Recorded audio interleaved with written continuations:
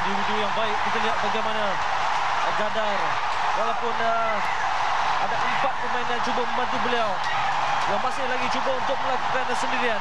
Apapun hasil yang dimiliki oleh beliau, nampak jelas sekali walaupun selfish, tamak, tetapi mempunyai peluang yang baik untuk menjadikan gol. Tahniah kepada Gadar kerana menjadikan gol untuk pasukan Kelantan.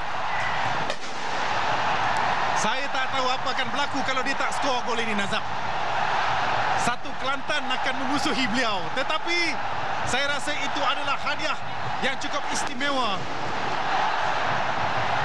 untuk penyokong-penyokong The Red Warriors, kerana satu chip untuk menewaskan Nur Azlan Razali yang cemerlang sepanjang 85 minit sebelum ini.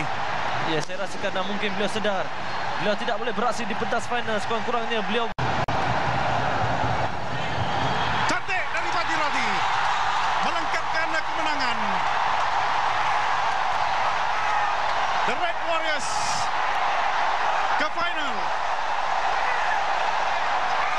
satu rembatan ataupun tendangan percuma yang cukup cantik, menakjubkan daripada Badri Razi, mengambil peluang akibat tidak diturunkan di Kota Baru.